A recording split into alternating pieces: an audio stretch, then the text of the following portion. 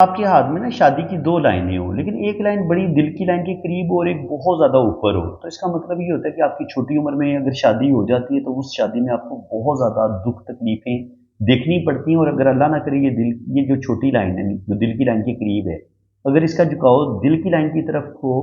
या ये दिल की लाइन के साथ टच हो जाए, तो आपका जो लाइफ़ पार्टनर है, आपसे पहले दुनिया से चला जाता है। यानी कि लड़की के हाथ में हो, तो वो बेवा हो जाती है या उसको मोहब्बत में शदीद नाकामी मिलती है। जो भी उसकी पहली मोहब्बत होती है वो खो जाती है, यानी कि उसके पार्टनर की डेथ हो सकती है किसी भी वजह से। तो इस लड़की के साथ भी यही हुआ है, इसके पार्टनर यानी कि जिसके साथ इसकी शादी होने वाली थी उसकी डेथ हो गई,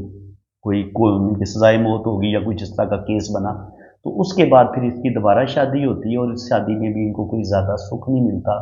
उसमें भी उनके जो हस्बैंड की है वो डेथ हो गई थी। तो बाज़ दफ़ा आपके हाथ में जब 2 लाइनें होती हैं इस तरीके से, तो आपकी 2 शादी